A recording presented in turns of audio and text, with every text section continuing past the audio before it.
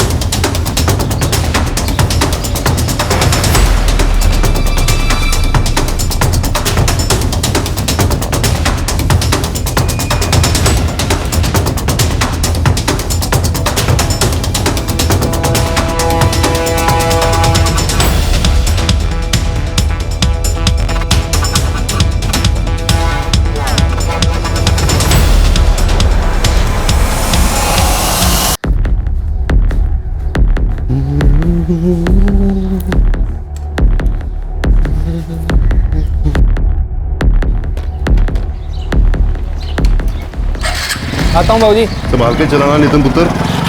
चंगा बाबूजी। चल रुक्मिनी, मैं जरा खेतों पे नजर घुमा के आता हूँ। हाँ जी।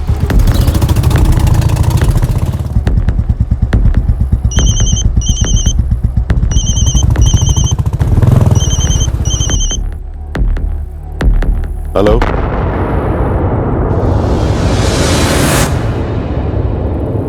दिनेश। जी जसवंत जी। दसू जी। आज रात कुएं वाले खेत के मकान पे रुकेंगे। चंगा जी।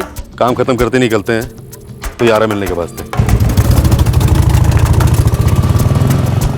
वैसे जसवंत जी, कौन आने वाला है मिलने के लिए? है कोई खास?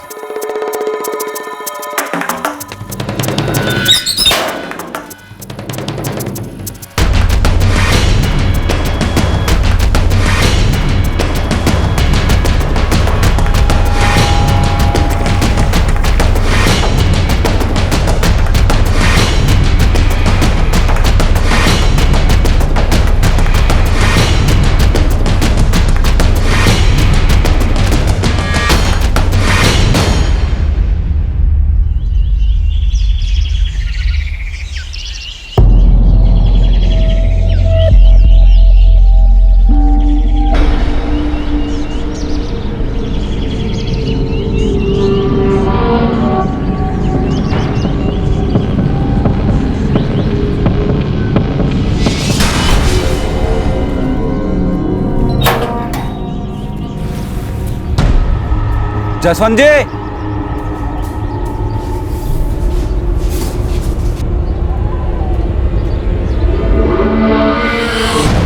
जसवंत जी।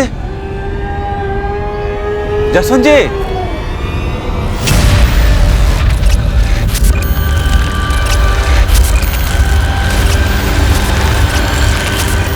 जसवंत जी। जसवंत जी।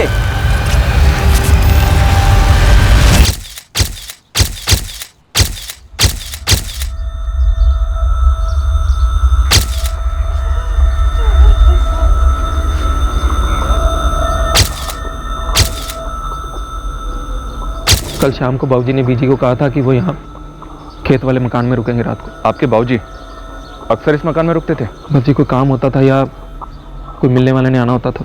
इतनी रात को?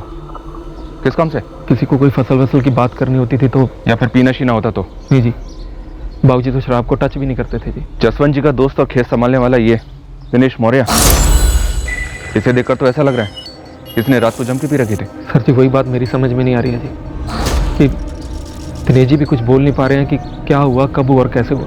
दिनेश जी। अब खत्म हो गया सर जी। कैसे हुआ और किसने कर दिया ये? सर ये दिनेश मौर्य तो अब भी काफी नशे में है, हॉस्पिटल में एडमिट कराना पड़ेगा। समझ में नहीं आ रहा, कोई अजीब सा नशा किया है इस बंदे ने या फिर एक्टिंग कर रहा है।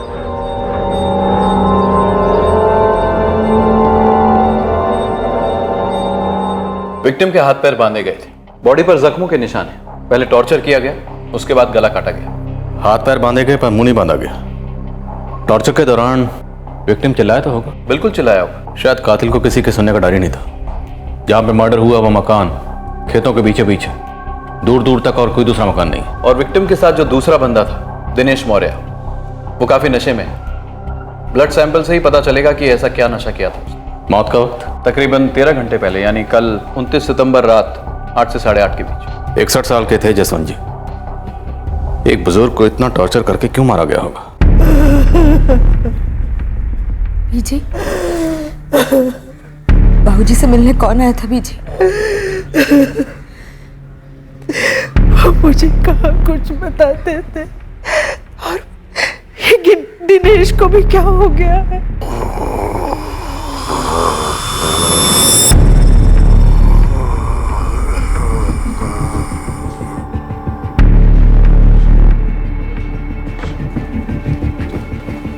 दिनेश मौर्य के खून में शराब के कोई ट्रेसेस नहीं पाए गए। मुझे पहले से लग रहा था ये दिनेश मौर्य नशे में होने का नाटक कर रहा है। नहीं, ऐसा नहीं है। दिनेश मौर्य को नींद की गोलियों का नशा है। क्या? नींद की गोलियां? जी। अब उन्होंने इतना स्ट्रॉन्ग डोज कैसे लिया, ये तो उनके उठने के बाद ही पता चलेगा। ये होश में कब आएगा? शाम तक या फिर कल सवेरे।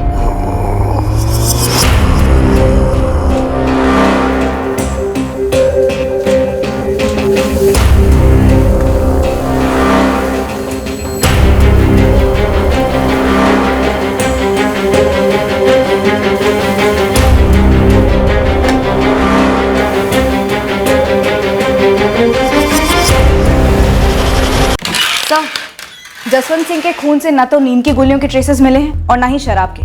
डॉक्टर अमरीक ने 2 बार टेस्ट किए। इस दिनेश मौर्य ने ये नींद की गोलियां खुद तो खाई नहीं होंगी। कोई भी इतनी स्ट्रांग डोज क्यों लेगा जो उसे 24 घंटे तक नशे में रखे? किसी ने खाने वाने में मिलाकर दे दी होंगी ये गोलियां। लेकिन सब पोस्टमार्टम की रिपोर्ट के मुताबिक जसवंत सिंह की बॉडी से अनडाइजेस्टेड फूड के ट्रेसेस नहीं मिले। क्राइम सीन से भी कोई फूड पैकेट्स नहीं मिले हैं, ना ही झूठे बर्तन मिले। ऐसा लगता नहीं है कि किसी ने खाने में दवाई मिलाकर दी होगी। शराब में मिलाई भी नहीं हो सकती, क्योंकि दोनों की बॉडी से शराब के ट्रेसेस भी नहीं मिले। फिर नींद की गोलियां दिनेश मौर्य को कैसे दी गई होंगी? टॉर्चर करते वक्त जसवंत सिंह के हाथ पैर तो बांधे गए, लेकिन मुंह नहीं बांधा गया। शायद तब तक ये दिनेश मौर्य नींद की गोलियों से नॉकआउट हो चुका हो।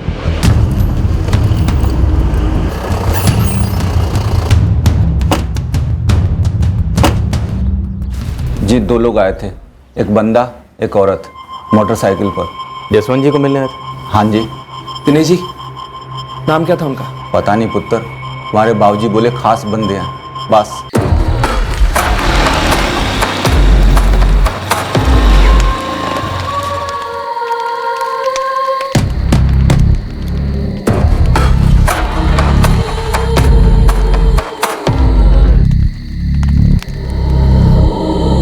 दिनेश जी, ये नींद की गोलियां आप कब से ले रहे हैं? और मैंने खुद से कोई दवा सवा नहीं ली। वो जी उन लोगों ने ठंडा पिला दिया था। खेतों के बीच में ठंडा कहाँ से आया? वो आदमी साथ लेके आया था।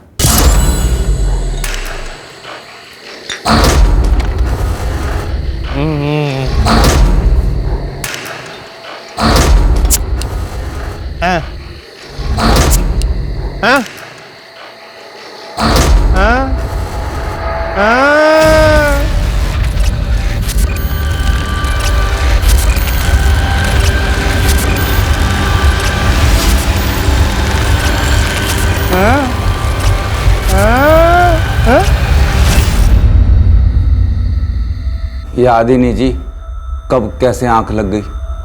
सवेरे जब होश आया तो कांड हो चुका था। दिनेश जी, उस आदमी ने आपको कुछ तो बताया होगा। वो आदमी कौन था, कहाँ से आया था, किस काम से आया था? कुछ भी? नहीं जी, वो आदमी बोल नहीं सकता था, गूंगा था। ऊपर चल।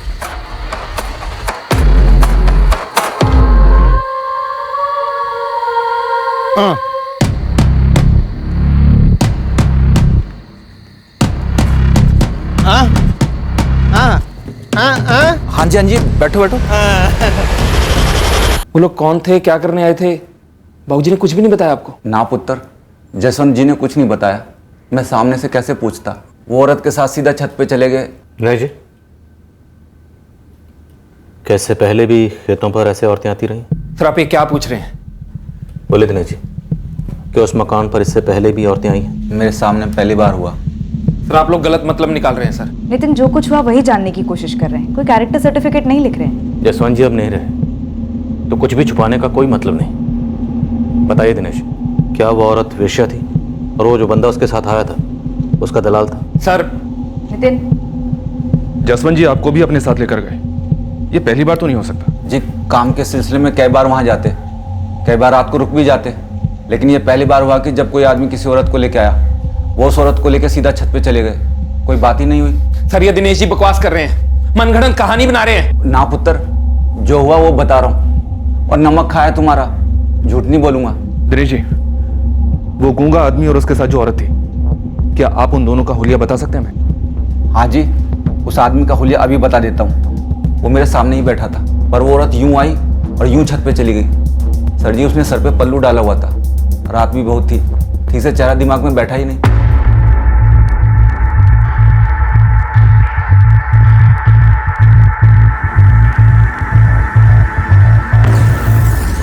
आप हुलिया तो सही से ही बता रहे हैं ना दिनेश जी?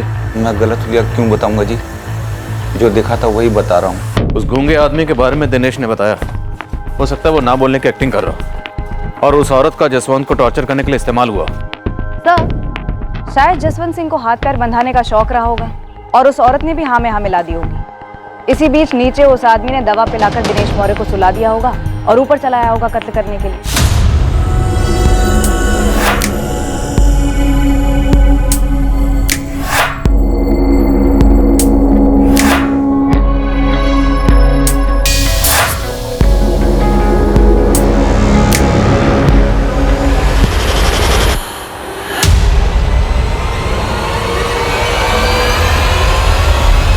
जसवंत सिंह की बॉडी पर टॉर्चर के निशान, लगता है कोई निजी मामला था जो भयंकर दुश्मनी में बदल गया। तो जसवंत सिंह के कॉल रिकॉर्ड्स मंगाए, अब तो कॉल लिस्ट ही रोशनी डालेगी कि क्या निजी मामला था।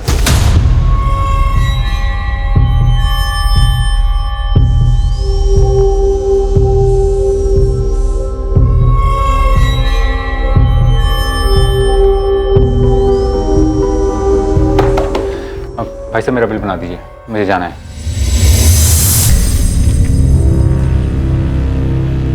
साहब, ये दिनेश मौर्य कहीं नींद की गोली खाकर हमें गोली तो नहीं दे रहा है? अगर ये बंदा हमें मिला ही नहीं तो समझो दिनेश मौर्य हमें गोली दे रहा है। अब ये पता करना तुम दोनों का काम है, बंटी और करतार। साहब, आपने बताया कि इसके साथ एक औरत भी थी, शायद धंधे वाली होगी। साहब, एक काम करते हैं, अपने सोमपुर और भटिंडा के आसपास जितने भी कोटे हैं खंगालते हैं सबको। लगभग सारे मैडमों को जानते ही हम लोग। लेकिन साहब, मुझे ऐसा नहीं लगता कि जसवंत पहली बार छत पे चढ़ा होगा। उसका कोई बंधा हुआ दलाल वलाल है जो फोन पे उसके सारे काम कर रहा है। जसवंत सिंह के कॉल रिकॉर्ड्स आने वाले हैं, तब तक तुम दोनों ये पता करो कि इस आदमी ने दिनेश मौर्य को गोली दी थी या ये खुद दिनेश मौर्य की गोली है।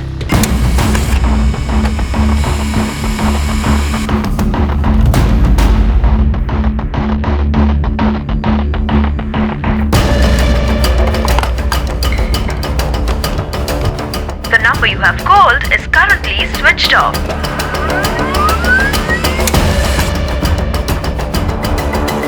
ट्रिपल 4098-121। सर, इस नंबर से जसवंत सिंह को 29 सितंबर की सुबह 10:30 बजे कॉल हुआ था। हेलो। अब ये नंबर स्विच ऑफ जा रहा है, नाम एड्रेस सब फर्जी है। इस नंबर से सिर्फ एक यही कॉल हुआ है सर। मतलब ये कत्ल एक प्लान के मुताबिक हुआ है।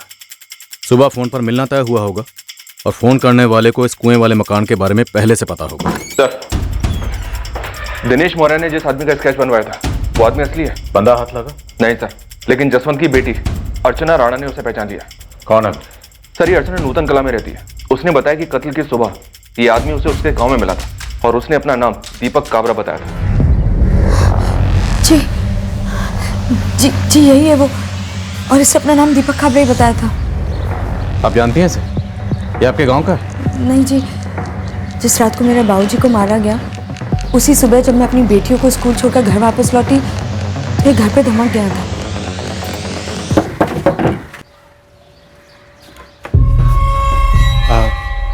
जी नमस्ते। नमस्ते। मेरा नाम दीपक काबरा है, मैं अमरदीप काबरा जी का पुत्र हूँ। कौन? जी आप मुझे नहीं जानते। दरअसल पहले हम लोग भटिंडा में रहते थे, तब मेरे पापा और आपके पापा जसवंत जी बहुत अच्छे दोस्त थे और इसके बाद हम लोग कनाडा शिफ्ट हो गए। पर बाबूजी तो सोमपुर में रहते हैं। मुझे पता है, दरअसल मेरे पापा को आपके पापा जसवंत जी का नंबर चाहिए। उनका फ़ोन गुम हो गया है तो सारे नंबर चले गए हैं। आप देंगी ज़रा? 1 मिनट रुकिए, मैं फ़ोन लेकर आती हूँ।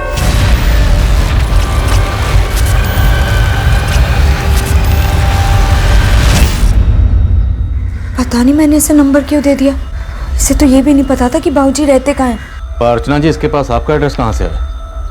हाय रब्बा, मैंने तो ये सोचा ही नहीं। नितिन, तुम्हारे बाबूजी का अमरदीप काबरा नाम का कोई दोस्त है क्या? जी जहाँ तक मुझे याद आ रहा है ऐसा कोई दोस्त नहीं था बाबूजी का। पैंतरा हो सकता आपके बाबूजी को लुभाने का, औरत का झांसा देकर। सर जी आप फिर मेरे बाबूजी पे कीचड़ उछाल रहे हो। तो पूछ दो तुम, मिट जाएगा। पर जो जान गई है ना, वो कभी वापस लौट कर नहीं आएगी। और अभी हमारा मकसद सिर्फ एक है, उस जान लेने वाले को पकड़ना। और नितिन, अभी तुम्हारा भी यही मकसद होना चाहिए, पता लगाओ कि किसका तुम्हारे बाबूजी से बैर था। अर्चना जी, आप भी दिमाग पे जोर डालिए, कुछ भी याद आए तो हमें बताइए। सर हम 2 कदम आगे बढ़े। एक तो ये कि दीपक काबरा नाम का ये बंदा वाकई में है, और दूसरी बात ये बोल सकता है। बात ही यही है। जसवंत सिंह के बेटे नितिन के पीछे लग जाओ। पूरी पॉसिबिलिटी है कि घरेलू मामला हो सकता है। दिनेश मौर्य सिर्फ इस्तेमाल हुआ, या ये भी हो सकता है कि दिनेश मौर्य भी खुद इस साजिश का हिस्सा रहा हो। लेकिन सर कातिल एक गवाह पीछे छोड़ जाने की गलती क्यों करेगा? ताकि दिनेश हमें उसके या उस लड़की के बारे में बता सके और जसवंत जी के चरित्र पर एक सवालिया निशान खड़ा हो जाए। हमें इस दीपक काबरा को ढूंढ निकालना होगा। हालांकि इस कत्ल का मकसद अभी रोशनी में नहीं आया, और हौसला मुझे लगता है ये केस कुछ और है।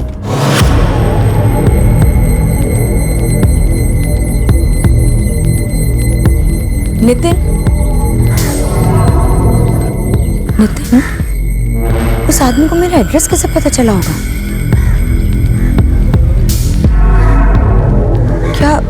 क्या वो हमारी जान पहचान में से है कोई? मुझे अगर कुछ पता होता तो मैं पहले ही बता देता, पुलिस वालों को भी और तुझे भी।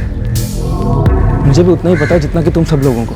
पुलिस वालों को पता करने दो कि आखिर मामला क्या है। ऐसी भी क्या रंजिश थी किसी को, वो भी हमारे बाबूजी के साथ। चलता हूँ।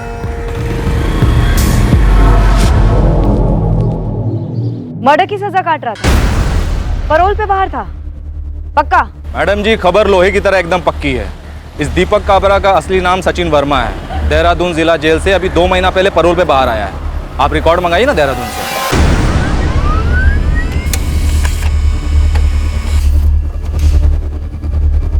जी सर जी, यही था जो बोल नहीं सकता था।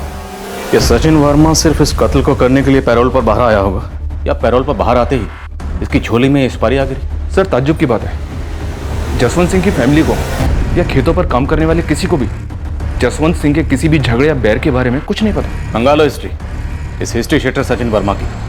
अब या तो इस सचिन वर्मा का जसवंत सिंह से कोई बैर रहा होगा, या फिर कहीं ना कहीं कोई और है जिसका जसवंत सिंह से बैर था और उसने सचिन वर्मा का इस्तेमाल किया होगा। सर, और उस शख्स को ये भी पता होगा कि जसवंत सिंह औरतों का शौकीन था, जो कि शायद जसवंत सिंह के करीबी लोगों को नहीं पता होगा।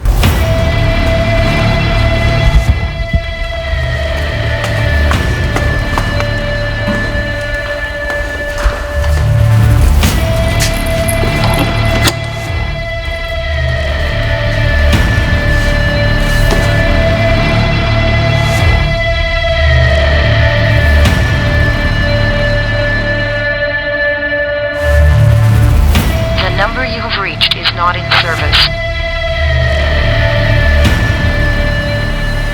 इस समय यह टेलीफोन नंबर मौजूद नहीं है।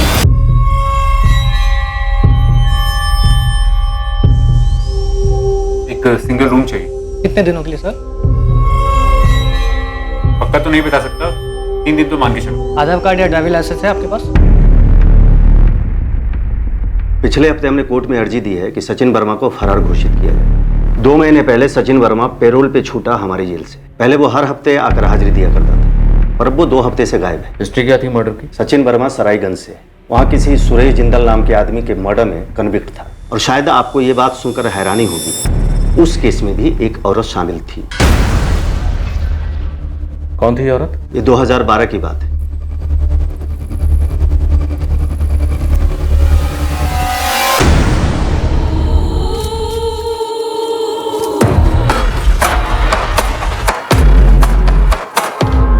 पक्का वो आएगा? 100% पक्का। मैंने सारी जानकारी निकाल रखी है।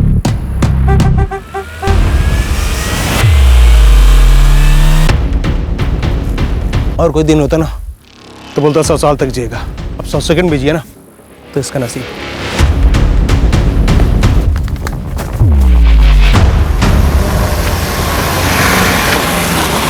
लिफ्ट चाहिए भाई, बैठो। लिफ्ट तो तुझे देनी है सुरेश जिंदल, चल। सचिन बाहर निकल, चल। बोला ना गाड़ी से बाहर निकल, निकल। सचिन भाई तू समझ नहीं रहा भाई। देख जो कुछ भी हुआ अनजाने में, गोली मत चलाना भाई। मुझे इस बात का अफसोस है। सचिन जल्दी कर, सचिन जल्दी कर, सचिन जल्दी चल, लोग आ रहे हैं सचिन। अरे आने दो जिसे आना है, और देख लो तो मेरा चेहरा। दुनिया को भी पता चलना चाहिए कि सचिन ने अपना बदला ले लिया है। तुम सब अपनी आंखें फाड़ के देख लो और दुनिया को अपना गला फाड़ के बता देना कि सचिन वर्मा ने सुरेश जिंदल को ठोक दिया है।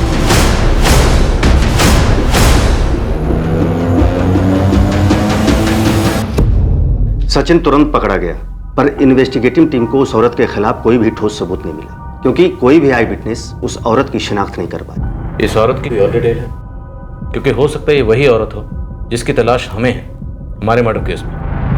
हो सकता है खूनी जोड़ा सुपारी किलर। सुरेश जिंदल का कत्ल कोई सुपारी मर्डर नहीं था इंस्पेक्टर, उससे बदला लिया गया। किसने किस? सचिन वर्मा का छोटा भाई था विपिन, सुरेश जिंदल ने उसे मार डाला था।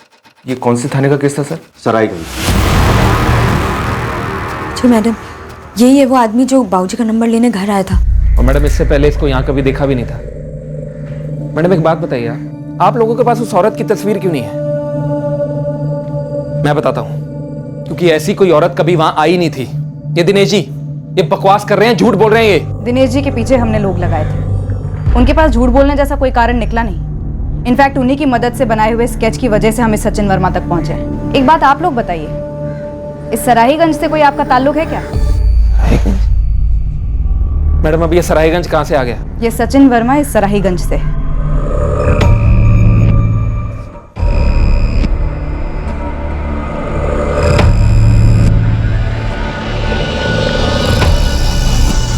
इस सचिन वर्मा की पत्नी और एक बेटा है सराईगंज में। अनिता वर्मा नाम है इस सचिन की पत्नी का। दरअसल सचिन वर्मा एक रेप्यूटेड फैमिली से बिलोंग करता है। सचिन के पिता ब्रिजवान वर्मा ने सचिन को एक स्टेशनरी की दुकान खोल कर दी थी, जो अच्छी खासी चल रही थी, और अब उसे उसकी वाइफ अनिता संभालती है। समीर, सचिन के भाई विपिन और सुरेश जिंदल के बीच में क्या दुश्मनी थी? गुस्सा दोनों का दुश्मन बना सर। विपिन की बाइक आउट ऑफ कंट्रोल होकर सुरेश जिंदल की कार से टकरा गई, दोनों में लड़ाई।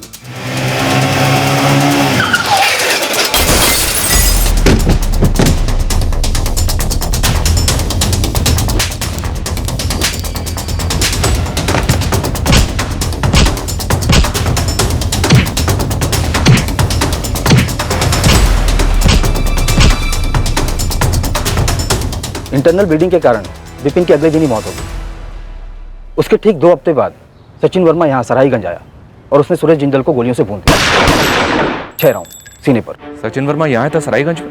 मतलब तब वो सराहीगंज में नहीं था?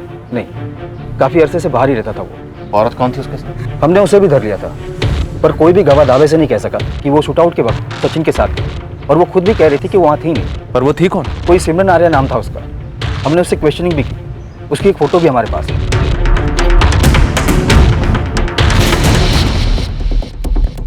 ये सुरेश जिंदल का मर्डर सचिन वर्मा का पहला जुर्म था? जी नहीं, इस सचिन वर्मा की तो पूरी एक लिस्ट है जुर्म की। ऋषिकेश, देहरादून दोनों कस्बों में इसकी एक लंबी लिस्ट है, चोरियों की, लूटपाट की। ये सचिन वर्मा कुख्यात गैंगस्टर मनोज भारती के साथ काम करता था। कई चोरियां और डकैतियां कर चुका है, कई बार अंदर बाहर भी हुआ है।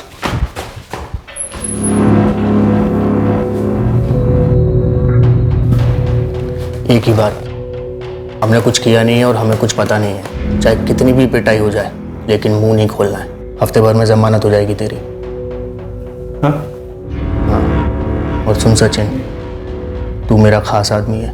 पुलिस वाले ज्यादा प्यार दिखाएंगे तेरे ऊपर, लेकिन तू कुछ बोलना नहीं, बस खड़े रहना। सचिन की पत्नी अनिता और उसके पिता ब्रिजवान वर्मा यहीं सराईगंज में रहते हैं। एक बार बात कर लीजिए, हो सकता है शायद पता चल जाए कि सचिन कहाँ छिपा बैठा है।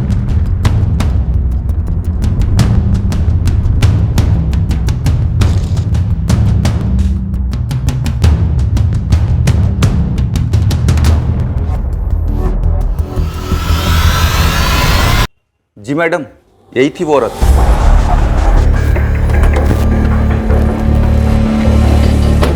अनिता वर्मा? हाँ जी, क्या बात है? बात तो आपके पति से करनी है, सचिन वर्मा से। कहाँ है वो? मुझे नहीं पता वो कहाँ है। आप लोग कौन है? पुलिस। आपको ये तो पता ही होगा कि सचिन 2 महीने पहले सुरेश जिंदल मर्डर केस में पैरोल पर छूटा था, और अब ये भी जान लीजिए कि उसने सोमपुर भटिंडा में एक और मर्डर कर दिया है और अब फरार है। आप अपने पति सचिन को छुपाएंगे क्या सचिन के बारे में कुछ भी छुपाएंगे ना तो आपको तकलीफ होनी ही होनी। कैसी तकलीफ होगी जरा बताएं।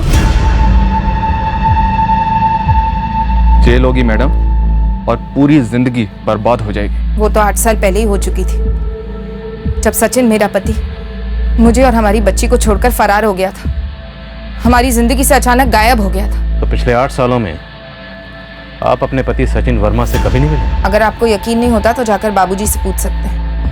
सचिन के पिता ने भी उसे पिछले 8 सालों में देखा नहीं, बस सुना है, लोगों से, पुलिस से, और सिर्फ बुराई सुना है। जब सचिन ने अपनी बीवी और बच्ची को पीठ दिखाई तब हमने मान लिया था कि हमारे 2 बेटे नहीं हैं, हमारा एक ही बेटा है, बिपिन। पर फिर बिपिन हमें हमेशा के लिए छोड़कर चला गया, और हम बिखरे नहीं, समेट लिया हमने अपने आप को और आगे बढ़े। पर सचिन फिर आ धमका, बड़ा आया बदला लेने वाला।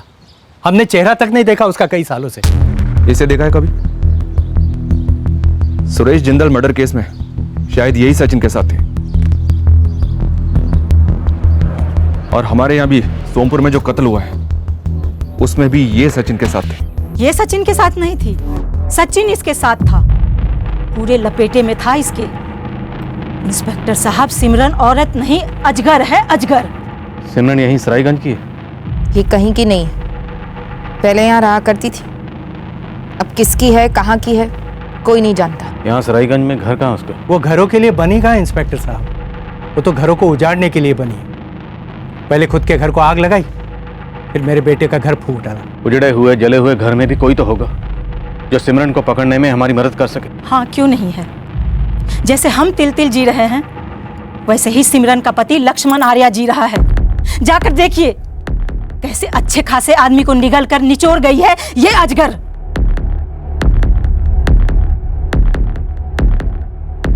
मालिक, ये सिमरन आर्या का पति लक्ष्मण सरायगंज में एक साधारण सा किसान है। सिमरन और लक्ष्मण के 2 बेटे हैं, अनिरुद्ध और अनिकेत।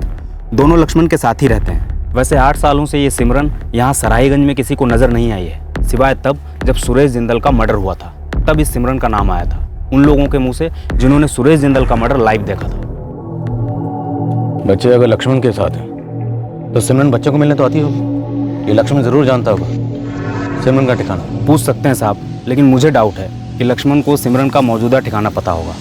पर हाँ, शायद वो ये बता सके कि इन 8 सालों में सिमरन कहाँ कहाँ रही है, वहाँ से शायद कोई सुराग मिल सके। सचिन वर्मा और सोमपुर वाले जसवंत सिंह के बीच में कोई बैर कुछ पता चला? नहीं साहब, हाथ पैर मारे जा रहा हूँ, लेकिन दूर दूर का भी कोई कनेक्शन नज़र नहीं आ रहा है सचिन का जसवंत सिंह से। जी मैं 3 साल पहले मिला था सिमरन के ही गाँव में। कौन सा गाँव? जी देवबनी गाँव, बठिंडा जिला। सिमरन देवबनी की? देवबनी तो सोमपुर के बगल में है, वो भागी क्यों थी? काश मुझे पता होता साहब। 8 साल पहले ये अनिरुद्ध हमारा 4 का था और छोटे वाला 2 साल का। साहब एक सुबह सोकर उठा तो देखा ना ही दोनों बच्चे हैं और ना ही सिमरन है। कुछ पता चला कहाँ चली गई महारानी मेरे पोतों को लेके? पूरे गांव में ढूंढ लिया माँ, किसी ने नहीं देखा। लक्ष्मण, लक्ष्मण, कुछ पता चला? हाँ, वो अपने कृपाल काका है ना, हाईवे वाले। हाँ, उन्होंने देखा सिमरन और बच्चों को। हाँ, वो सचिन वर्मा के साथ। सचिन वर्मा?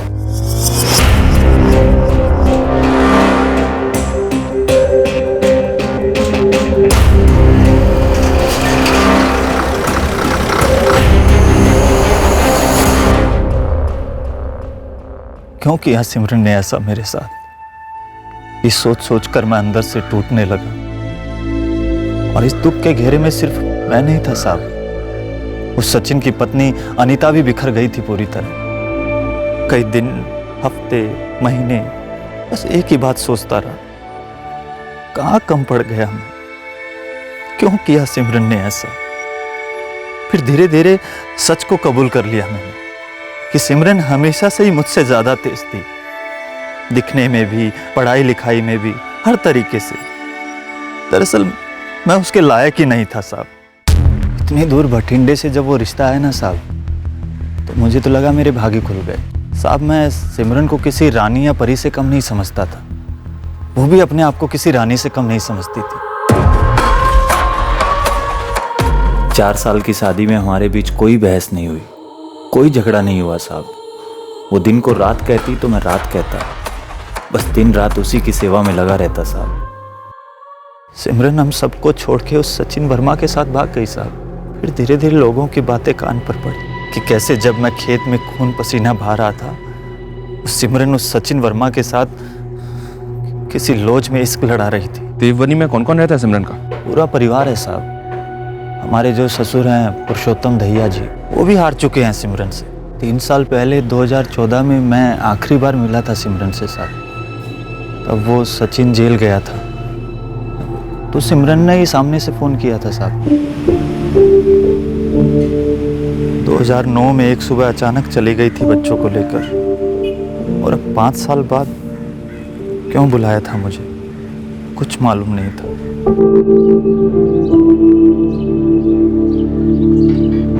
आओ बेटा, खुश रहो।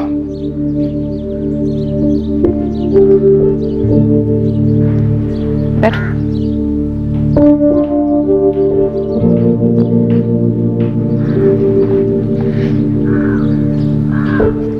तुम मेरे पास वापस लौट रही हो? बच्चे लौटेंगे स्कूल से 1 आध घंटे में। क्यों ले गई थी बच्चों को? क्यों किया मुझसे दूर? उनको देखने को तरस गया हूं मैं। अनिरुद्ध और अनिकेत को अपने पास रखना चाहोगे? रखना चाहूंगा, मेरा खून है वो। सिमरन, तुम भले ही चाहे मुझे अपने लायक ना समझो, लेकिन मैं अपने दोनों बेटों की देखभाल अच्छे से कर सकता हूँ, सबसे अच्छे से।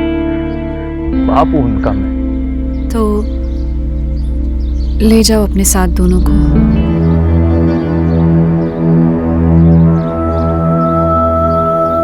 इतने सालों में बस वो एक बारी मैंने सिमरन को जज्बाती होते हुए देखा था साहब। सिमरन चाहती थी कि मैं दोनों बच्चों को अपने साथ ले जाऊं।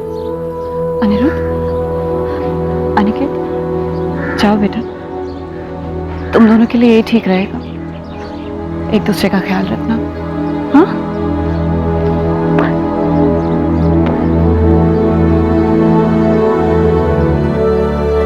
बस उस एक बार मैंने सिमरन की आंखें नम होती देखी थी साहब। लगा था कि हाँ, इस औरत के सीने में भी दिल, जो कम से कम अपने बच्चों के लिए ही सही, धड़कता तो है।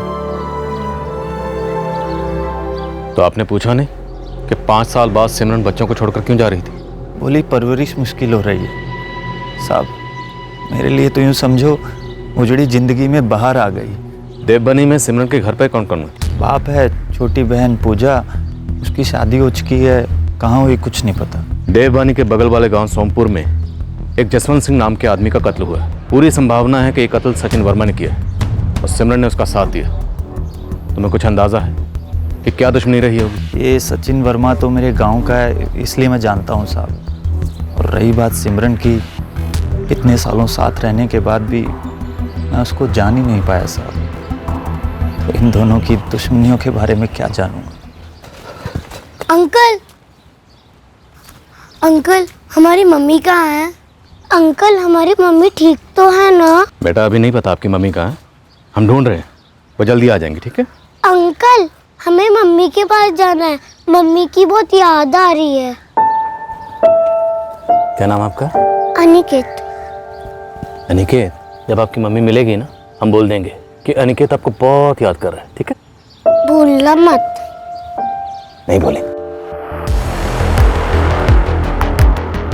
हम सराहीगंज उत्तराखंड में सचिन वर्मा को खोजने आए और उसकी और सिमरन आर्या की राज भरी प्रेम कहानी लेकर वापस लौट रहे थे। इस केस को हल करने के लिए सिमरन आर्या या सचिन वर्मा का हाथ लगना जरूरी था। इसी बीच केस से जुड़ी और 2 अजीबोगरीब खबरें सामने आई। हाँ परमजीत, देवबानी से कोई खबर? सर, सिमरन के पिता और पुरुषोत्तम दहिया 1 साल पहले ही गुजर चुके हैं और सिमरन उनके अंतिम संस्कार पर भी नहीं आई थी। सिमरन की एक बहन भी तो थी, पूजा, जिसकी शादी हो चुकी है। सर, बंटी खबरी को लगा दिया है उसे ढूंढने के लिए। वैसे एक और खबर है सर। हाँ बोलो। सर, जब हमने सिमरन की फोटो जसवंत की पत्नी रुक्मणी और उनके बेटे नितिन को दिखाई तो उन्होंने सिमरन को पहचाना नहीं। तब नितिन की बहन अर्चना वहां नहीं थी, वो नूतन कला में रहती। फिर जब वो आई तो सिमरन का नाम सुनकर ही चौंक गई। अर्चना जानती है सिमरन को? मैं किसी सिमरन आर्य को नहीं जानती और ना ही इससे कभी मिली। पर हाँ, इसके बारे में सुना ज़रूर था। किससे सुना था? किस सिलसिले में? सर, मेरे पति 3 साल पहले घर से भाग गए थे। तब सुना था कि वो किसी सिमरन आर्या के साथ भागे हैं, जो देवबानी की रहने वाली थी। सिमरन हम सबको छोड़ के उस सचिन वर्मा के साथ भाग गई साहब। और भागने की वजह क्या बताई थी? एक शब्द नहीं बोले, बस चले गए। हमें सिर्फ इतना पता था कि जितेंद्र भागा है, किसके साथ भागा ये बात कभी उठी नहीं। ये अर्चना के आने तक हम में से किसी को कोई बात नहीं पता थी कि सिमरन कौन है। अर्चना जी, आप श्योर हैं कि आपके पति जितेंद्र राणा इस सिमरन आर्या के साथ ही भागे? क्योंकि हमें पता चला है कि कुछ अर्सा पहले सिमरन आर्या सचिन वर्मा के साथ भागी थी। वही सचिन वर्मा जिसने आपके बाबूजी का कत्ल किया। सर, दरअसल मैंने अपने बाबूजी से ही सिमरन आर्या के बारे में सुना था। 1 साल पहले जब बाबूजी घर आए थे तब। ये सिमरन आर्या कौन है? कौन सिमरन बाबूजी? यहीं पास के देवबनी की रहने वाली है। सुना है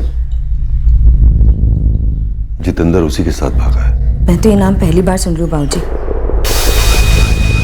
उन्होंने कभी कुछ बताया ही नहीं, ना ही हमारा कभी कोई झगड़ा हुआ और ना ही कोई नाराजगी थी। मरने से पहले भी आपके बाबूजी की जुबान पर शायद आखिरी नाम सिमरन आर्या के रहा होगा। आपके पति जितेंद्र राणा कहाँ हैं? 16 अप्रैल 2014 को आखिरी बार देखा था। 17 की सुबह सुबह ही निकल गए थे। हमें आपके पति जितेंद्र राणा की एक फोटो चाहिए।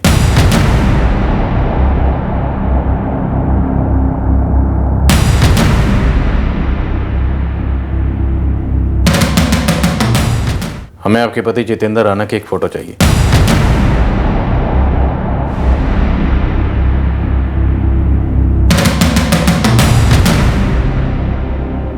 सर, जसवंत सिंह फैमिली ने एक बार भी जितेंद्र राणा का जिक्र तक नहीं किया। परमजीत, इस कत्ल का मकसद क्या रहा होगा?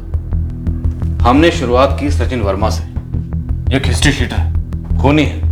शुरुआत में हमें लगा कि सचिन वर्मा मेन मास्टर होगा और ये सिमरन आर्या उसके साथ रही होगी, पर अब लगता है कि सिमरन आर्या मेन खिलाड़ी, जो पहले सचिन वर्मा के साथ भागी और बाद में जसवंत के दामाद जितेंद्र राणा को भगा लेगी, और अब वो भी गायब। सर, पहले तो हमें लग रहा था कि सिमरन का इस्तेमाल किया गया होगा जसवंत को लुभाने के लिए, और फिर सचिन वर्मा ने अपना काम कर दिया होगा, उसे खत्म कर दिया होगा। पक्का यही हुआ होगा या साजिश कुछ और रही होगी?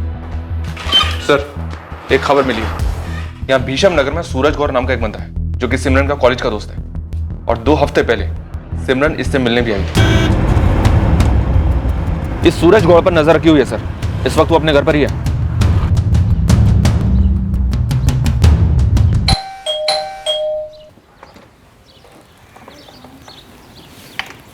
जी सूरज गौर। हाँ जी। पुलिस, सोमपुर थाना। क्या बात है सर? सूरज तुम्हारी कॉलेज की एक दोस्त है, सिमरन आर्या। हाँ जी है। 2 हफ्ते पहले सिमरन तुमसे मिलने आई थी? जी आई थी। इस वक्त कहाँ सिमरन? मुझे नहीं पता सर। दरअसल मैंने उसका फ़ोन भी ट्राई किया था, लेकिन उसका फ़ोन बंद आ रहा था। सर, सिमरन एक सूटकेस छोड़कर गई है। बोलकर गई थी 2-3 दिन में आ जाएगी, लेकिन सर 2 हफ्ते हो गए अब तक नहीं आई। आओ बैठो। तुम हो कहाँ आजकल? दिखते नहीं हो। बस यार, यही हूँ इसी दुनिया में। अच्छा ये बता, बच्चे कैसे हैं? कहाँ हैं? बस यार, सब बताती हूँ। एक अर्जेंट काम। अभी तो आई है, बैठना थोड़ी देर। यार अभी ये मैसेज भी आया है। सुनो ना, मेरा ये सूटकेस 2-3 दिन के लिए रख सकती हो यहाँ पर? हाँ हाँ ऑफ कोर्स, इसमें पूछने की क्या बात है? पर तू कहाँ से आई है, कहाँ जा रही है, कुछ बताएगी? यार बस ये काम निपटा लूँ, वापस आकर सब बताऊंगी जब भी सूटकेस लेने आऊंगी। चाय वाय तो पीकर। नेक्स्ट टाइम पक्का, मैं आऊंगी 2 दिन बाद। सूटकेस भी नहीं लेने आई और फोन भी स्विच ऑफ है। सिमरन का फोन नंबर दो।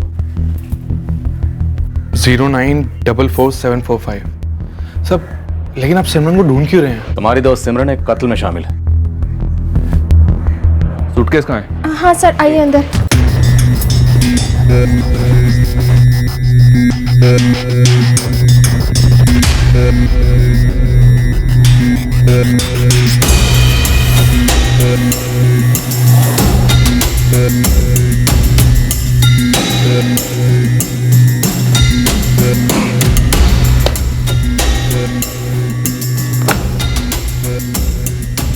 खुला सब, हमने तो कभी से छुआ भी नहीं है। जब से सिमरन ने हमें दिया था तब से हमने पलंग के नीचे धकेल के रख दिया था।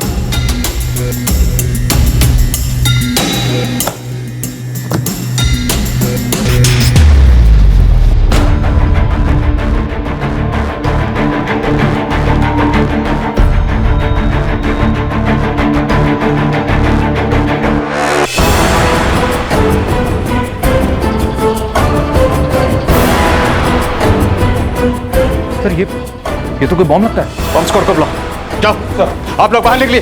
सिमरन बॉम्ब छोड़ के गई थी 2 दिन के लिए। आप लोग बाहर जाइए, घर खाली करिए, पूरा घर खाली करिए। जो गो गो गो चलो चलो जल्दी भागो तुम। भीषम नगर गुरबचन कॉलोनी घर नंबर 147। हाँ जी, आधा अधूरा सा बॉम्ब लगता है। बॉम्ब किस हालत में, उसकी वायरिंग क्या है, कुछ पता नहीं चल रहा है। हाँ प्लीज आप जल्दी आइए, हम देखते हैं कि बॉम्ब को कैसे घर से बाहर निकालकर किसी खुले मैदान में लेकर जा सकते हैं, लेकिन आप प्लीज जल्दी आइए।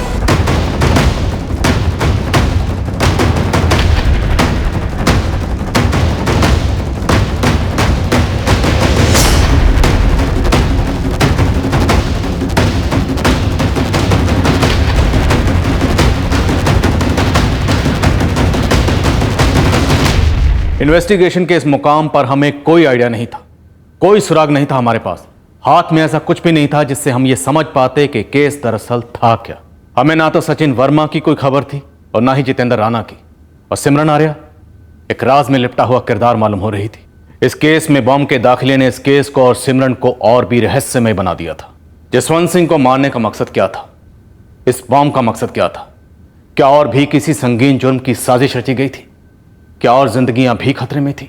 कल हम आपको बताएंगे कि सचिन वर्मा, जितेंद्र राणा और सिमरन आर्या ये तीनों इस अजीबो गरीब केस से किस तरह जुड़े थे, इस केस के दूसरे और आखिरी भाग में।